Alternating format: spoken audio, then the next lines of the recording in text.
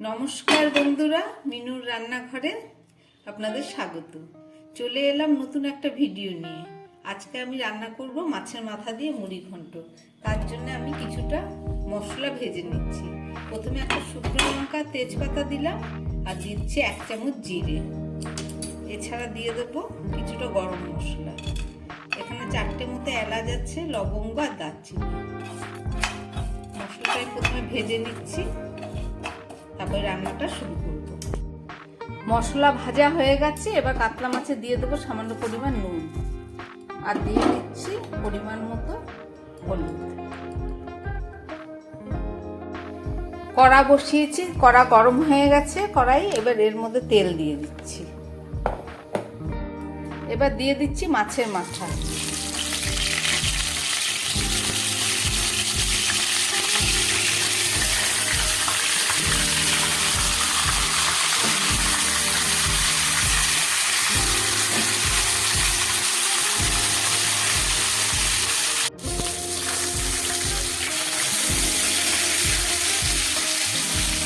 মাছের মাথা ভাজা হয়ে গেছে, এবার তুলে নেব। মাছের মাথা ভাজা হয়ে গেছে, এবার আমি ওই তেলের মধ্যে দিয়ে দিচ্ছি আলুগুলো ভেজে নিচ্ছি।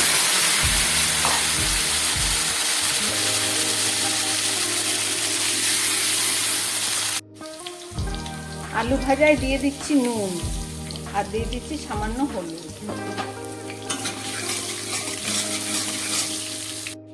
আলু ভাজা হয়ে গেছে। আলু ভাজা তেলের মধ্যে আমি দিয়ে দিচ্ছি ফোড়ন, সাদা জিরে আর তেজপাতা।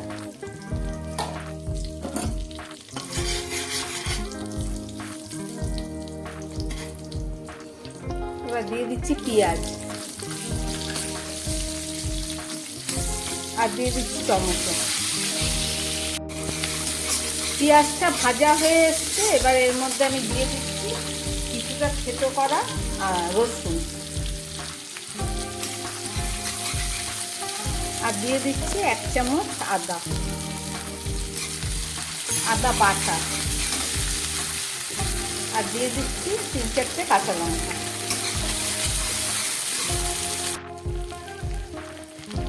এবার দিয়ে দিচ্ছি সামান্য ধনের গুঁড়ো। জিরেটা দেব না, কারণ জিরেটা আমি আগেই ভেজে রেখেছি।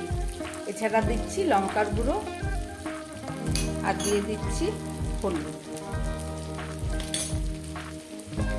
আর দিয়ে দিচ্ছি সামান্য পরিমাণ নুন।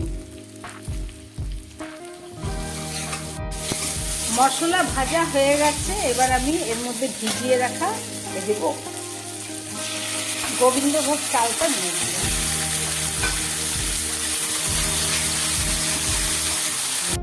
গোবিন্দভোগ চাল দিয়ে আমার মশলা কষানো হয়ে গেছে, এবার দিয়ে দেবো আলু, ভেজে রাখা আলু।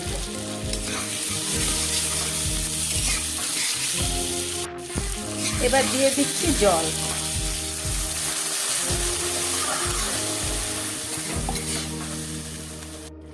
ঝোলটা ফুটে উঠেছে, এবার মাছের মাথাগুলো দিয়ে দেবো।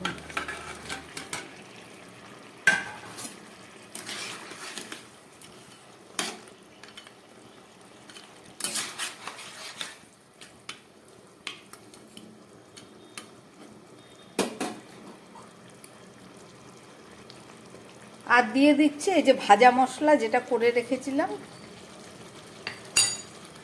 আর দিয়ে দিচ্ছি 1 চামচ ঘি।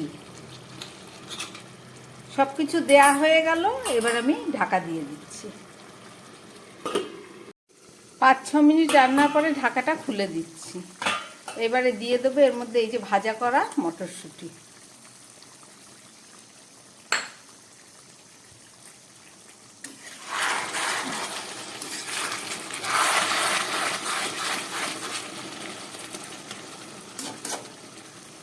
আমার রান্না হয়ে গেল মাছের মাথা দিয়ে মুড়ি ঘন্ট। রেসিপিটা দেখলেন, যদি ভালো লাগে লাইক করবেন, শেয়ার করবেন, সাবস্ক্রাইব করবেন। নমস্কার।